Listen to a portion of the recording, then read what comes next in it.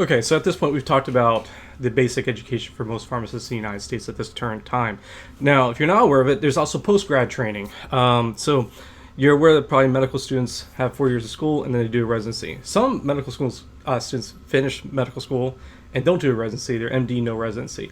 The big difference is that for pharmacy school and most other health professional schools is that you get educated, you do your clinical rotations and such, and then you go out and practice.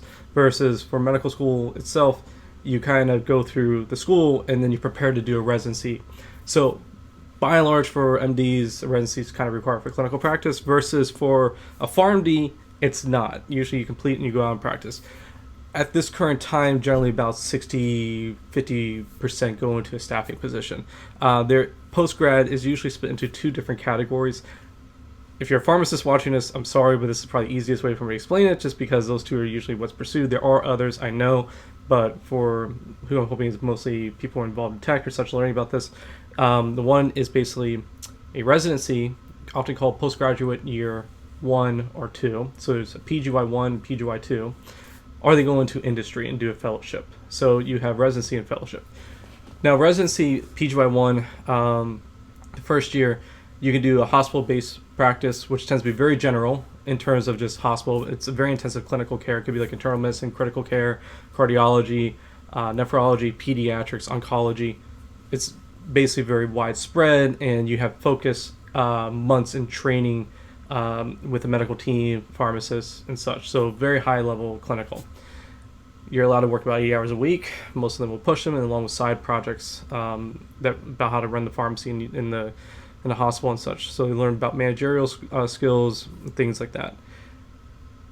If they complete a PGY1 and they're interested, then they can specialize. Usually specialization is a PGY2, and then that is focused purely on one therapeutic area. So it could be ambulatory care, it could be cardiology, transplant, oncology, etc. I'm not too sure how many specialties there are at this time. It always seems like there's more, but let's go with about more than 10, if that sounds nice, like critical care and such. Fellowship, that tends to be either 1 year or 2 years, and those fellows tend to be more or less like medical affairs, commercial, regulatory, medical writing, and they work at a pharmaceutical company. It could be like Novartis, Eli Lilly. Most major pharmaceutical companies have a fellowship program, and they basically, it's like on-the-job training. A lot of the time you'll find that they actually go into fellowship and they may not even finish it because they get hired halfway throughout, and it's often as a good way to get into business. Most of the fellowship programs are definitely focused on that business aspect of getting how does pharma work. So it's great networking, it's great on-the-job training. So for you, if you're, a digital health company looking to kind of engage in a pharmacist, you kind of want to know, so we talk about like what's the basic in terms of education, but if you want someone with postgrad, what would you get out of it? Big thing is if you want someone with clinical knowledge, very much specialized in a therapeutic area that you're working in. I suppose your therapeutic area of interest is like oncology or nephrology or cardiology. You might want to look for a PGY1 or a PGY2 who may have very high level knowledge clinical. I mean, it's going to be way higher than someone who's a basic PharmD, but it's basically because they crammed in like almost like in between 3 and 5 years, depending on how long they went, into 2 years of training. I think that might help depending on what level here that you want for that specialization. Now, I don't want you to say, wow, so I need to get someone who's done a residency. That's my default. I would say no.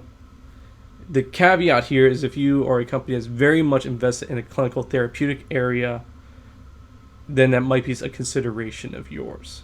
So I don't want to dissuade you from saying just a default PharmD is inferior to someone who's done a residency. Don't let that be what I'm saying to you.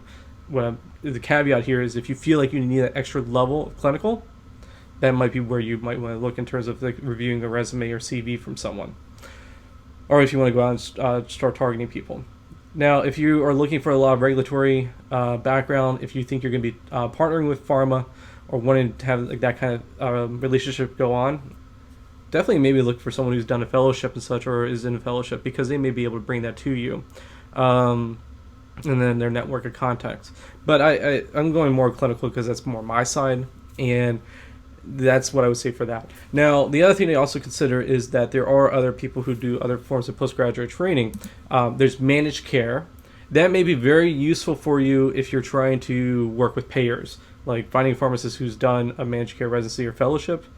And that's where I come back. There are other fellowships outside of industry. They're in different networks, like including managed care and such, or fellowships in clinical areas. I did like a fellowship in academia, for instance. So that's why I'm academic. But the reality is that you're kind of looking at this training, and if you see someone present and say, I did this and this, recognize that they went for those further skills and specialties. So, yeah, like I said, payers may manage care. If you are looking for other areas, you may see that some have done informatics, in which case I'll have a higher knowledge about just like how the software and such work in the hospital and things, that EHR integration, things like that might help you. Especially if that's something that you're looking for interoperability and such. The other things to consider is certifications.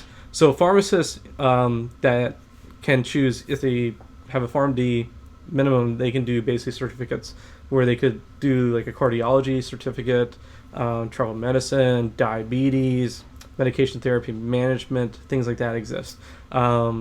Those may be beneficial if you're looking for someone that you don't want to hire a resident, someone who's done a residency is purely all clinical, but like someone who has like other skills, those things may also exist. So bottom line from this, and what you get is that pharmacists have multiple different ways of furthering their specialization and their knowledge set, and it's something you should also look for depending on what you're looking to fulfill a role for yourselves, because it's multivariate at this current time. So with that being the case, I'm going to move to this next section and talk about what are the differences between all the different practice settings for pharmacists if you're coming across them.